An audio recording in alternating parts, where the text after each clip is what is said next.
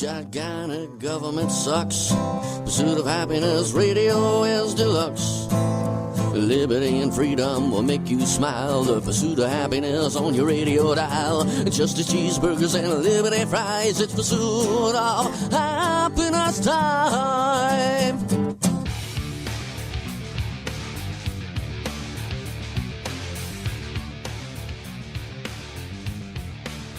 Yo,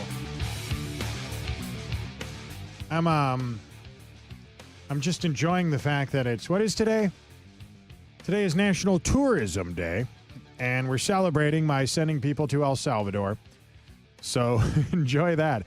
Greetings, everybody. Thanks for listening to me on the radio. I'm also streaming live right now on social media. It's kind of dark in here. There's a part of me that wants to get up and make it brighter. I don't know. Maybe people in the comment section could tell me. It didn't even occur to me until it was kind of dark in here until seconds ago when I saw myself on camera. Is this what serial killers look like when they're live streaming on the internet? It's very dim in here. I'm used to it being brighter. I don't mean dim like Joe Biden, but why don't we start with that? By the way, Tony Ortiz will be our special guest coming up here at the bottom of the hour. You know who that is? He's one of the most hated men in Texas political media, and he has a report to share about the meme bill, Dade Phelan's ban on memes, which Steven Crowder and Tim Pool and all the other national corporate Republican social media personalities say isn't what it appears to be. They're wrong.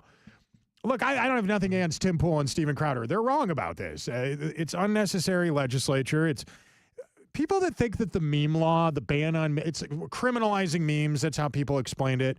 The House bill on, rules about political advertising, how you need to put a disclaimer on things if you Photoshop in. It's more unnecessary legislature, but even if it is what they claim it is, it's just a law that prevents you from creating misleading political advertising. It still sucks. It's still totally unnecessary. It's still censors free speech. I don't like it. But we'll get into it. That's coming up in a little bit, so stick around for that. Before we get to any of that, why don't we begin the show with this? I know that you know that half of Americans have a mealtime ritual for their dogs. I lay my dog's food out in a little table, and then I sit down to join him, because I'm lonely. I like eating with my dog. Who doesn't? But you know who doesn't eat meals with his dog? Joe Biden, because Joe Biden's dog was racist. There were so many weird, bizarre things that happened during the Joe Biden years, the presidency, that we've forgotten about many of them. Sometimes we need to go back and revisit how broken the poor old man's brain was. It was very broken indeed. You remember they used to hide him in a basement, and they would use AI-generated video and images for political advertisements for Joe Biden. I think it was the first time a lot of us saw one of these. The first time Joe Biden was running for president in 2020, there was famously a political ad where Joe Biden was narrating, but it was his voice from 20 years ago talking about what was going on in politics right now. People were surprised. Wow, he sounds youthful and spry, but you couldn't see him in the video because it was AI-generated. Anyway, I'm getting off topic. We'll get to all that in just a little bit. But what I really wanted to talk about was this. Joe sat down for an interview with the BBC, and the point of this interview was to prove to you that everything is fine with Joe Biden. He is sharp as a tack. He is just spry as can be. He's good as ever. But for the record, if he had stayed in the presidential election, he still probably would have gotten crushed. And it's funny, too, the way that they explain it. They're like, no, if he'd have stayed in the race, sure, he would have lost, but it would have been unnecessary. He already accomplished all of his goals, He has cobwebs on his brain, and it's actually kind of impressive that he was able to talk without farting out of his mouth. I was impressed by that. But as they explained at townhall.com, one of the main criticisms Joe faced within his own party is that he didn't exit the race soon enough.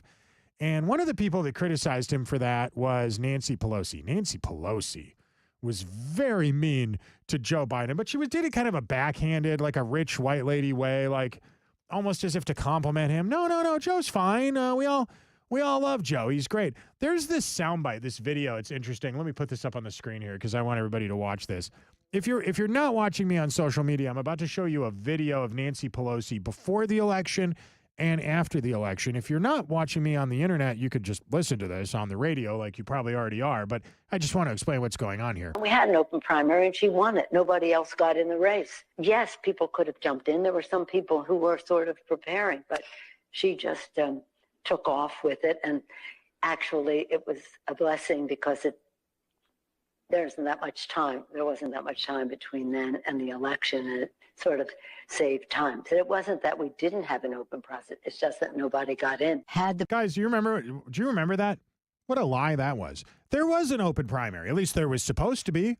In fact, if I'm not mistaken, didn't Joe Biden lose Guam? Do you guys remember he lost Guam to some guy, some door-to-door vacuum cleaner salesman nobody ever heard of before? Because in a community as small as Guam, people were at least willing to admit that he sucked, right? They never had an open primary to select Kamala.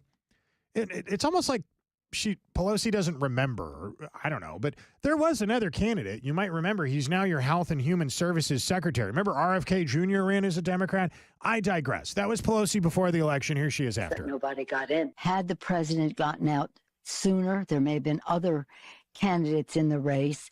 The anticipation was that if the president were to step aside, that there would be an open primary. And as I say, Kamala I think she would have done well in that and been stronger going forward. But we don't know that. That didn't happen. We live with what happened. And because the president endorsed Kamala Harris immediately, that really made it almost impossible to have. Would you all just excuse me for just one moment while I react to that? I'm sorry. Hold on. Wait, what? Lady, we all remember what happened. You can't just make up reality like that. We all know. There's a video of you on the internet. We just watched the video of you on the internet saying the thing that's the opposite of what you're not. Do they not think that we're going to notice this stuff? Pelosi's so old. How old is she? Thank you so much, imaginary voice in the back of the room. Pelosi is so old. She got into politics before Twitter, so she doesn't realize there's this database of sound bites and video out there that if I could get a hold of this stuff, anybody could do it. I have an average intelligence at best. I'm a normal, average person, hopefully like most of you are. And so, anyway, Joe Biden sits down and he's asked these same questions. They wanted a mini primary. Biden nuked out of the gate when he endorsed his then Vice President Kamala Harris. The former brain-dead president said the timing of his exit didn't matter. And that was an interesting tactic. Donald Trump knew, Anyway, we now have this amazing soundbite of Joe Biden. This is hard to watch. It's so painful. Could you imagine, as you listen to this or watch it on social media, in an alternate universe, if Joe Biden had stayed in the race and won, that this broken, brain-dead amoeba of a human being would have been your president? I can hear your passion. I can hear your anxiety that the world is changing the way it has. And for a long time you believed, you said, I'm the man who can stop Donald Trump. And you did once. And in the end you withdrew from that election campaign at the last minute. It's a question lots of people ask you. Mr. President, did you leave it too late? Should you have withdrawn earlier, given someone else a bigger chance? I don't think it would have mattered. We left at a time when we had a good candidate. Yeah. She was fully funded. All right. Yeah. And what happened was, breathe. Okay. I had become what we had set out to do. You're still talking. No one thought we could do. You all right? And become so successful in our guys, he is worse than he was a month ago. Honest to God, there was a point last year where I thought Jimmy Carter was going to outlive Joe Biden. I can't believe this is, and we're still having these conversations. Is Joe okay? Is Joe okay? Come on. It was days before he dropped out where they were telling us he was sharp as a tack. He's clearly not okay. He's not healthy now. Anyway, here's how it ended. Joe Biden, in his exit interview with USA Today, claims that he could have beaten Donald Trump had he stayed in the race. So this begs the question, could Biden have won the 2024 election had he stayed in the race? It doesn't beg Truthfully, the question. I categorize his statement as flat out bonkers. Why do I say his statement is flat out bonkers, that he could have won the 2024 election had he stayed in the race? Just take a look here. The road to 270 electoral votes, Trump versus Biden, based upon polling. I love this guy. We don't even have to watch the whole video or listen to the whole soundbite. CNN has this quirky guy, and he's not really right-wing or left-wing. He just tells you what the polling data says, but he says it in a way, hey, look here, kids, we got this thing going on right now, and check out here in the Rust Belt. See, they don't like Joe Biden. The blue-collar workers left old Joe there. And poor Joe. And unfortunately, that guy speaks so quickly that if Joe was to actually watch the video or listen to the soundbite I just played for you guys, he probably would have had an aneurysm. We're not passive-aggressive. Like some people we know, Right. This is Kenny Webster's Pursuit of Happiness. Hey, quick reminder, kiddos. Me and my buddy Jesse Payton, if you guys like watching us do stand-up, we were just in South Louisiana, and we were just in South Mississippi. So we figure, what the hell, let's go back there again. Why not do it another time? So that's exactly what we're doing. This time, Jesse Payton and I will be in Jackson, Mississippi on Thursday, May 22nd. You can join us there. Here, I'll put this up on the screen for you guys. For those of you watching me on social media, I could give you a visual aid. How great is that? You'll even find that this is on my social media. This is on my X account right there. This is not going to be a political show. I mean, it's always a little political because Jesse and I are right-wingers with foul mouths. So you will be getting a healthy combination of jokes about the Democrats and dick jokes. But this is actually a date night kind of an event instead of it being a political comedy show. It's called Couples Therapy. The flyer makes it look like Jesse and I are love interests. I did not design this. I didn't approve of this flyer. I don't know why I'm dressed like George Michael in the music video for Faith, but that's besides the point. Jesse and I are both very funny. I mean, obviously, I think I'm funny, and my buddy Jesse's hilarious. And we're going to be telling dick jokes about politicians. You guys should come hang out with us that night. I think you're going to have a lot of fun if you do. And you can get tickets right now at jesseisfunny.com. Besides being in Mississippi, we're also going to be in Mandeville, Louisiana. That's where the rich white people live. May 23rd. That's called the North Shore. They're on the shore over there.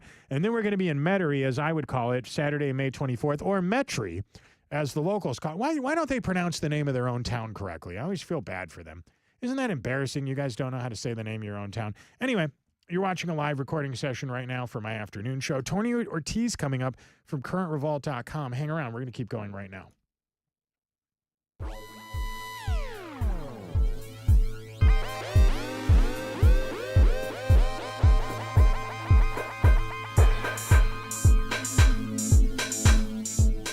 Okay, so the RealI-D deadline is today. You'll need it to board any flight at the airport unless it's Spirit. Then I think a GED basically just qualifies. You just need a GED, which is great. To fly, isn't that amazing? On Spirit Airlines, you don't even have to have teeth to fly on that airline. They're just a classy place, they are. Spirit Airlines, the Walmart of the sky. Anyway, what the heck is RealI-D? Anyway, most of you, for the record, this won't affect you. I mean, it will affect you in the sense that if you go to the airport, you'll find all those illegal immigrants hanging out don't have IDs, and you're going to have to wait in line longer because of them. But most of you already have a RealI-D. If you've updated your state ID or your federal ID, you probably already have a little star in the upper right-hand corner. That's what they say. If you ask AI what it is, they'll say RealI-D is a state-issued driver's license or state-issued driver's license or identification card that meets specific security standards set by the RealI-D Act of 2005. 20 years, guys. 20 years they've been trying to roll this thing out. The act was implemented to improve the security of identification documents after the 9/11 terror attacks. Now, I ask you this, looking back on it, and we all agree, 9/11 was bad. I'm sure we all agree. Yes, obviously, Allahu Akbar, Omar Akbar, all that. So nobody likes Islamic terrorism. It's clearly bad. Worst kind of terrorism, probably the smelliest kind of terrorism. I'm sure we agree on that. No deodorant on those guys. But did any of the security protocol that we laid out after the terror attacks, did any of it really make your life better? No, I get it. We all agree the TSA, DHS is great, obviously. Look how hot Kristi Noem is. Nobody disagrees. Nobody disagrees. We have a hot Department of Homeland Security secretary. But most of the things we did with our government after 9/11 pretty much just involved you going to the airport, waiting in a longer line, subsidizing security to taxpayers to pay for the airline security that they should have been paying for. And then, obviously, I'm sure we all agree, we don't mind watching our girlfriend get sexually assaulted by a TSA agent every single time we fly. Oh, I've been randomly selected for a screening. What are the shock in that? Oh, I'm such a surprise there. Now, if you don't know how to feel about RealI-D, I'll tell you right away. USA Today loves it. They think it's great. RealI-D deadline, smooth as butter, smooth as a baby's bottom there at the airports around the country. Tough at the DMVs, they claim. And you could trust USA Today, right? When have they ever lied to you, except whenever they're fact-checking something that Joe or Donald Trump did? Okay, other than almost never, other than you could pretty much almost never trust them, when can you not trust them? But I'm sure they're telling the truth this time. FoxNews.com today reporting that it's actually not going as smoothly as we thought. RealI-D deadlines causing some delays around the country at airports. 12 states are more than 90% RealI-D compliant. Many will still have significant portions of their population who need a passport to fly. That's the other thing, too. If you have an old ID, has anyone explained this to you? If you have an old ID, just bring your passport and your ID, and then you'll still have to wait in line, but at least you won't be the problem when you get to the front of the line. You don't want to be that guy, right? Nobody does. But anyway, so, okay, that's a thing that's happening today. But with all that being said, I really like the way Christopher Tremegli at the Examiner explained what's going on today. The controversial ID, it's gone into effect. Now, if you're at the airport today, if you're at the DMV, and this is 20 years in the making, guys, 20 years since the terrorist attack. People are blasting it. It's being hysterically labeled as a privacy threat, government overreach. I don't really know if it's that so much as just more needless bureaucracy. Think about this. I love the way this was explained. It took less time for Trump to go from a game show host to the president of the United States, and twice, by the way, and spend 4 years not even in office, not even consecutive terms, than it did for a government-mandated security measure that basically just put a little star on the side of your ID. It took the government longer to put a star on everybody's ID than it did for Trump to be a reality TV show, game show host and villain, giving up that life to run for president, win, run for president again, lose. All the different lawification that took place, all the weaponization of and all the crazy things that happened in the 4 years of Biden. Then Trump's back. Finally, this is done. That's how bad your government is. So, yeah, there really is a need for Doge. I think most people would probably agree with that. Now, the legislation that created the RealI-D was originally passed May 2005. So it was this month, 20 years ago. If you were born when we passed this law, you are now old enough to have an OnlyFans account. You're old enough to do porn. And drink in Canada, I guess. I don't know. The RealI-D Act was the product of a recommendation from the 9/11 Commission. A lot of the people that were on the line 9/11 Commission aren't even in government anymore. Some of them have died of old age. That was July 22nd, 2004. That was 3 years after the attack. And the report revealed how the terrorists used counterfeit documents to board planes and travel in the U.S. And so the committee suggested, why don't we make our IDs a little tougher for people to forge? So that's exactly what they did. They made them a little tougher. A lot tougher? No, not a lot tougher. 21 years after it was suggested, the 9/11 Commission do this, it's gone into effect now. 21 years. Guys, 21 years. That's insanity to me. If you need a reference of how long ago that was, think about it this way. MySpace was a year old when we had the idea of MySpace. What the hell is MySpace? The most popular messaging app in America at the time, as a matter of fact, was AOL Instant Messenger. Do you guys remember? That doesn't even exist anymore. Skype was just becoming a new thing. Facebook wouldn't be released for 6 more months. Twitter wouldn't be released for 2 more years, right? People were still using landlines. The quarterback for the New England Patriots was Tom Brady. He was new at the time, right? He was a new guy. The Philadelphia Eagles Netflix was new at the time, right? The business model was predicated on mailing DVDs to consumers to rent. It wasn't even an online streaming service. Blockbuster turned down the idea. They thought Netflix would fail with that business model. And technically, Blockbuster was right. It was a different business then.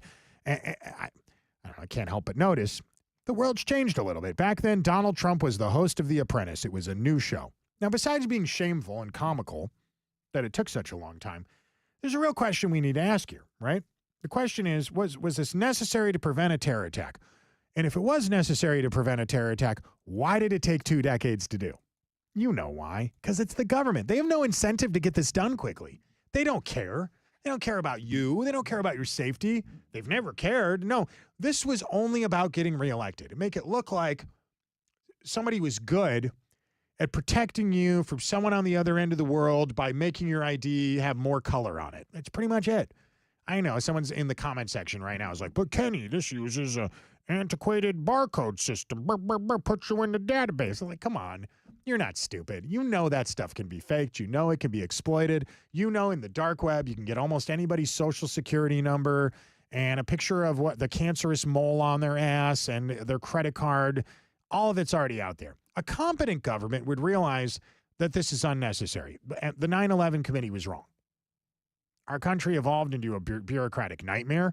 9/11 and COVID were two things that they were things that were bad, clearly, right? Not great. But somehow what happened after that is that our government got worse. right?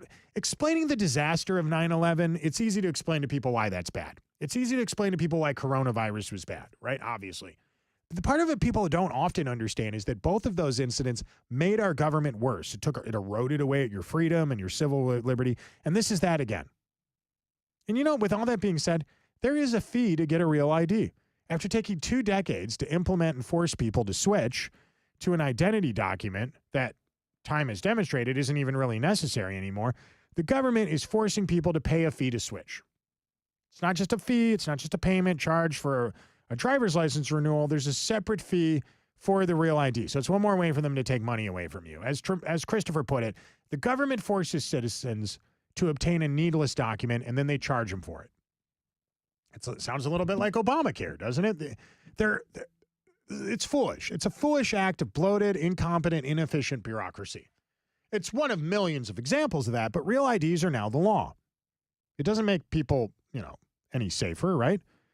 You already needed a valid ID. One could legitimately argue it's a government fee collecting scam that rips citizens off by charging needless fees for a pointless document, and it's indicative of everything that's wrong with our federal government on every level, which is why it's here to stay, and of course it will be celebrated by the liberal media. It already was. I just showed you. USA Today. They love it. Our doctor told us the pills we took were just a placebo. Right. But he must not know what he's talking about because, man, those suckers worked. Oh. This is Kenny Webster's Pursuit of Happiness. Don't do drugs, kids. Do placebos. Hey, quick reminder, if you need cool gear to wear this summer, go to ilovewj.com. ilovewj.com is the official merchandise store for the Walton & Johnson online store. And we're doing a little sale right now. Who doesn't love a good sale? You like a sale. I like a sale. Everybody likes a sale. 20% off right now to get ready for Memorial Day. When you go to ilovewj.com, we've got Doge merch. We have Gulf of America beach towels. The cool Walton & Johnson 10%ers shirts that you see here. So much great merchandise. 20% off when you use code SUMMER20. That's the deal. Doesn't cost a lot of money to shop at ilovewj.com, but it's even cheaper now with promo code SUMMER20. That's a hell of a deal, and I encourage you to use it, because why pay full price for something?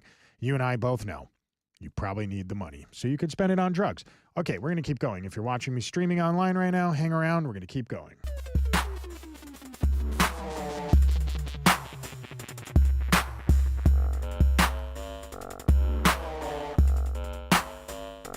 All right. According to a recent report, and I don't agree with this,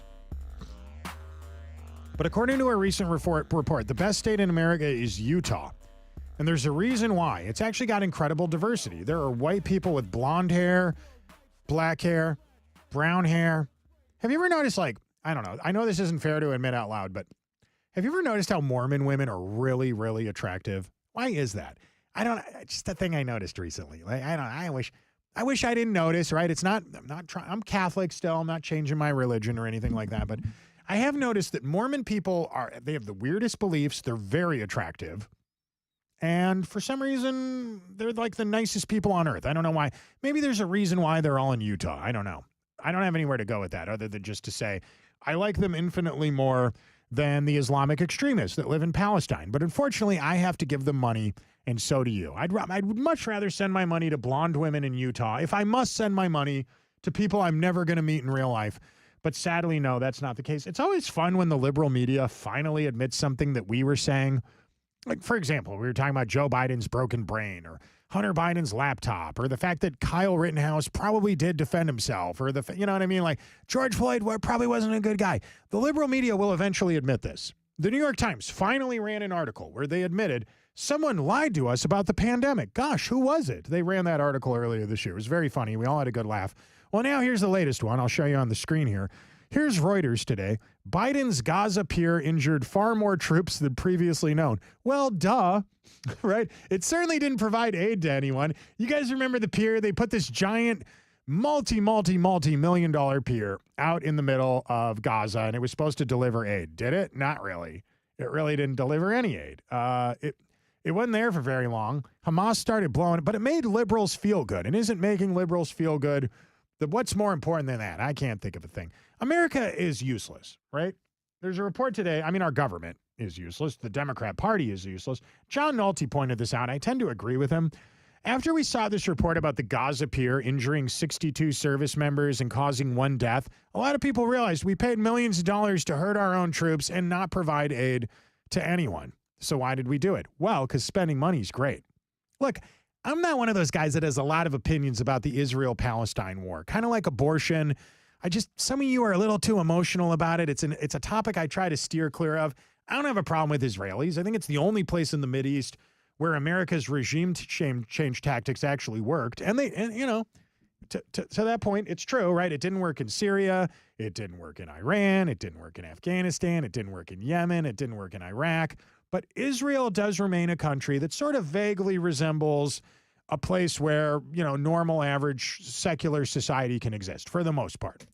That doesn't mean I want to write a blank check to Israel for the rest of my life. I don't.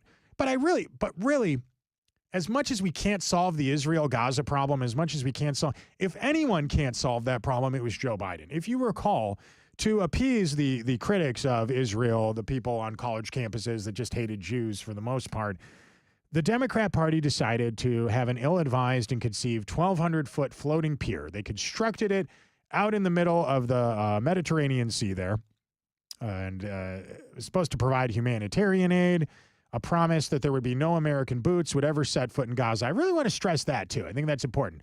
No American boots on the ground, except for dozens of them.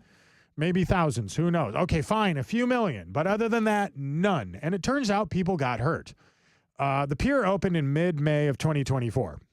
Guys, that was a year ago. Right? It wasn't even that long ago. And it lasted until July. It wasn't there for very long. Rest in peace. Kind of like a liberal's unborn baby. It didn't have a long time to exist before it got sucked out of the universe via a figurative vacuum cleaner. And it was only operational for 20 days. For this, we paid $230 million. But what's money when you have a money printing machine? No worries about that. Inflation schmation. Who cares about that? 62 injuries, 1 dead. Guess what? Americans. Now, that does piss me off. I mean, the money thing pisses me off, too, but I really don't like being lied to. And I hate to think that the lie was expensive, costly, and people got hurt. And, it affected us. At the time, we were told there were only 3 service members injured. Why would they lie? Why would they lie about the Kabul airport disaster? Why would they lie about... Do you remember the Kabul airport disaster? They tried to tell us they caught the guys who did it, and then they drone bombed some humanitarian aid workers. Not for nothing here, but those were people with family members. They weren't terrorists. There was a mess at the Kabul airport in Afghanistan, and Joe Biden said, hey, watch this. We'll just drone bomb them. We'll tell everyone those are the terrorists. Immediately, people figured out it wasn't true. But getting back to Gaza here, the other Mideast disaster that Joe Biden's name is written all over, June 2024, we learned that troops' lives were being put at risk. There were photo opportunities. There were pictures of this. Absolutely. There'd been gunfire. There'd been mortars going off all day, all night, bombs dropping, sniper fire. The Biden administration said, no, it's fine. Don't worry about it. And it was really the result of poor planning. The workload became very dangerous. As it was explained in the report, quote, commanders ordering troops to work 12 to 48-hour shifts with very little sleep so that they could move more pallets, which has led to many accidents, including one service member being crushed by a forklift. In an effort to provide aid, $320 million infrastructure was built to provide aid to people who hate us and will continue to hate us. You could give them all the Lunchables and Capri Suns you want, guys. They're still going to hate you. It turns out there were many accidents. We were told that, there was just this one thing. A guy got crushed by a forklift. Well, that sounds pretty bad, but it was actually much worse than that. We were told 3, not that many. It turns out dozens. If this had been a Republican, if this had been a Donald Trump administration, could you imagine? We would still have hearings. There would still be a congressional committee to investigate it. Instead, nothing. They don't give a crap. CNN would have had a telephoto lens aimed at that pier. There would have been the Trump injury tracker in the corner of the screen like it was COVID, like it was the second month of COVID and they were counting the deaths. Ba, ba, ba, ba, ba, ba. Dead, dead, dead, dead. We'll be right back with more Trump-caused deaths right after this. That's exactly what they didn't do. Oh, hey, for whatever it's worth, corporate media just figured this out. They just discovered this happened. How'd you know? What, it didn't matter? Well, now that Donald Trump's in charge, what's he going to do about it? Guys, you wanted this. This happened because of you. The liberal media is more to blame for this than Donald Trump is. They're going to blame Donald Trump for RealI-D. They're going to blame Donald Trump for a mudslide in California. If your food gets brought to your table tonight at your favorite mid-priced family restaurant, it's not warm when it gets on your table, that's his fault. And gosh darn it, the Gaza pier is his fault as well. There's no way they're going to criticize Joe Biden. And for the record, how could you? His cognitive decline is so awful. He probably didn't know the pier ever existed.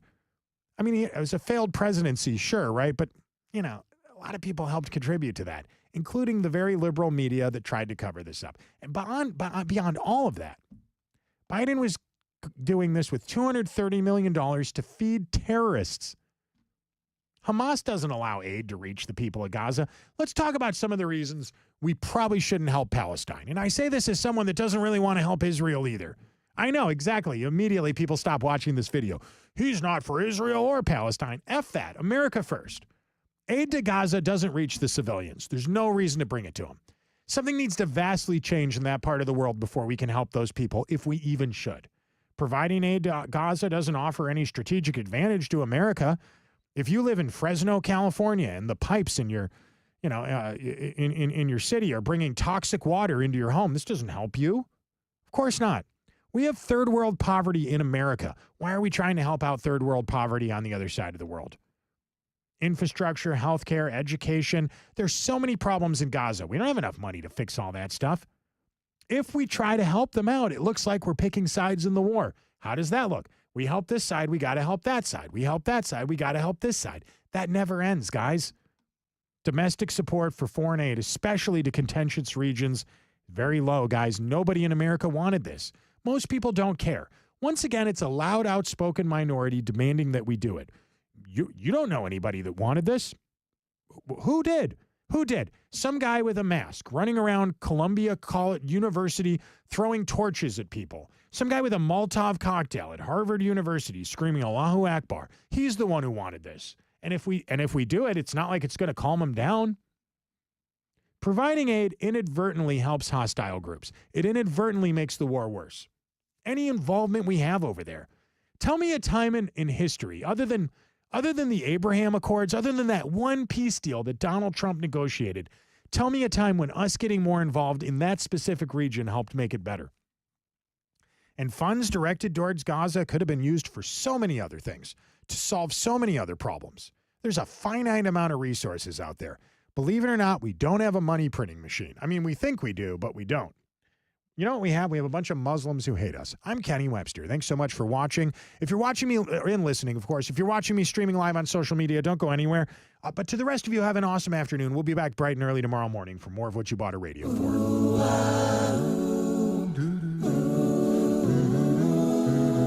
You are listening to the Pursuit of Happiness Radio. Tell the government to kiss your ass when you listen to the show.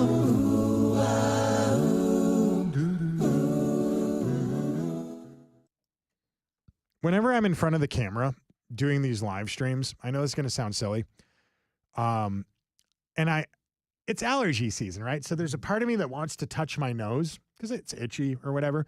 And when I do that, I immediately think about how Vladimir Zelensky is probably on cocaine when he goes to the Oval Office to visit our president.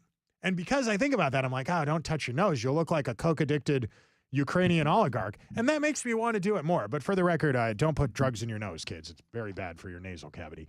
I wanted to read some of your comments before I get out of here, so I'm going to do that right now.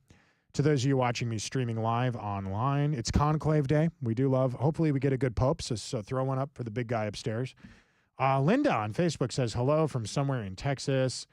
Anthony says, Pope Kenny. It's actually going to be Pope Ron. If I become the next pope, if I'm the first American pope, you have to change your name. You guys know that, right? So I would be Pope Ron.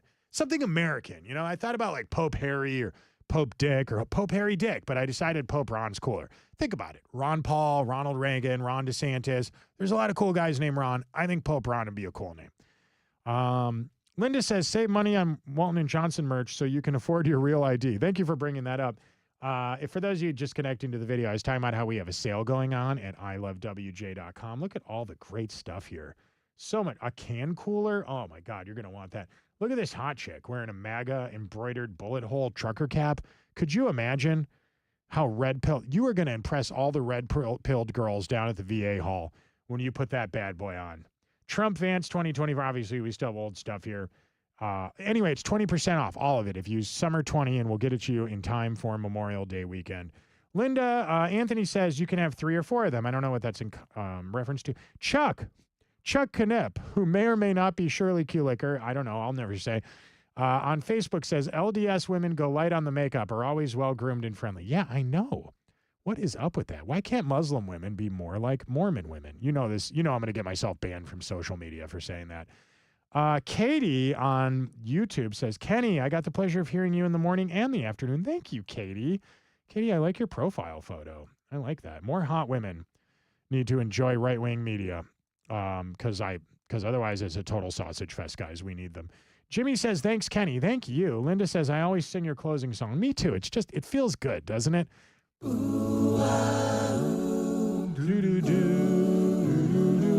Yeah. You are listening to the Pursuit of Happiness Radio. Tell the government to kiss your ass. It's always fun. Tell them to kiss your ass. Hey, before I get out of here, besides the sale, one more quickie I'm going to throw your way. In case you didn't know, because I mentioned it earlier, I'll just mention it one more time. We are, for some reason, my mouse doesn't work when I move it over to that side. There it is. Okay. Ah, damn it. I didn't mean to close that. That's stupid.